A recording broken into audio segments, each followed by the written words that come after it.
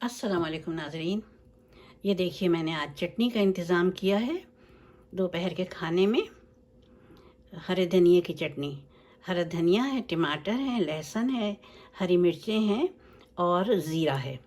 अब मैं आपको बताऊं मैंने ये हरा धनिया और टमाटर इसमें क्यों रखे हैं। टमाटर तो मैं हटा लूँगी, अभी मैंने वीडियो बनाने को रखे हैं।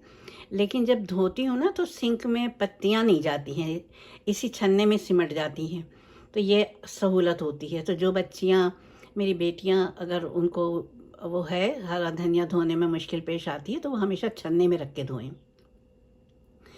अच्छा, अब इसके अज्जा हैं, कितने हैं? 1 2 3 4 5। इमाम अलैहिस्सलाम ने फरमाया है हरा धनिया के लिए कि अपने खानों में हरा धनिया इस्तेमाल करो, ये दिल को फ़रहत पहुंचाता है। और हरे से लगा लीजिए हरा धनिया, और दिल की रगों को नरम करता है।